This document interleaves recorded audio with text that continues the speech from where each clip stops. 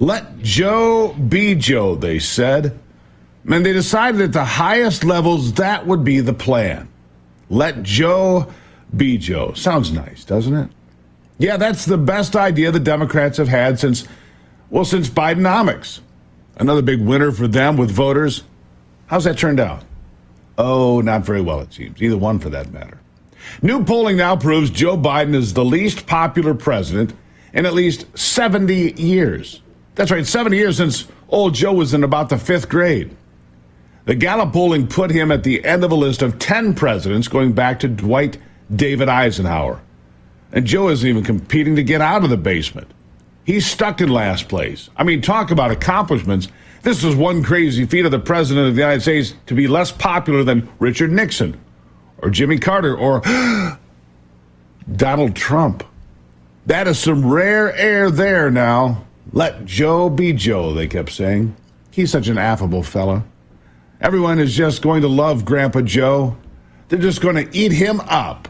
I guess they didn't count on Joe recounting tales of cannibals actually eating his uncle during World War II, his time eating up the road in an 18-wheeler, or just getting eaten up by the teleprompter, pathetically calling to pause after weakly saying 4 more years.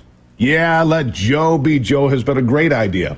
For Republicans and the campaign of Donald Trump, that is, whose numbers continue to surge nationally and in the 7 critical swing states, 2 of which shouldn't even be on the list anymore. For the rest of the Biden team, letting Joe be Joe has been a real disaster. Even the annual gathering of the obedient national press under the guise of the White House Correspondents' Dinner could not shake the smell off from this administration or its failing leader. The corporate media did not seem as impressed as they should have been when all their pro-terrorist friends greeted them on the way into the White House Correspondents' Dinner on Saturday. Weird when they see what they've created right up front in their faces. Listen.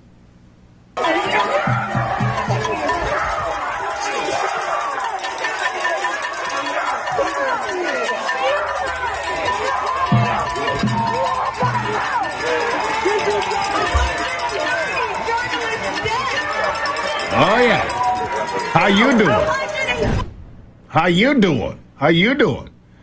Yeah, right there getting screamed at, protesters inches from their faces. Yeah, the lapdogs of the corporate media could not even dodge the liberal gauntlet on the way to the building over the weekend. And once they got inside, well, the atmosphere really didn't improve much. The faithful press groaned at what should have been a couple good laughs at WHCD, like this one about the economy. Listen. Everything feels strange now. By a lot of measures, President Biden is having a very successful first term, but people don't seem to realize it. Like with the economy, the vibes are bad, but the numbers say it's strong. The economy is kind of like you on the steps of Air Force One.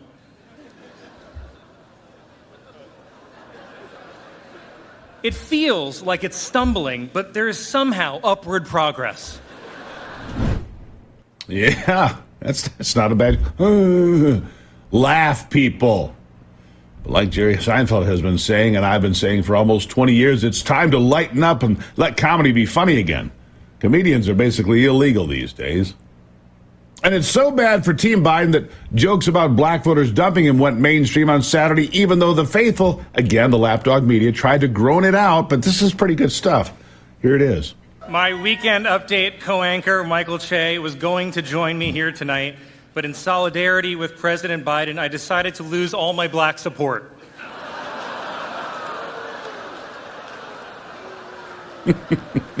Come on. That's pretty good. That's pretty good stuff there.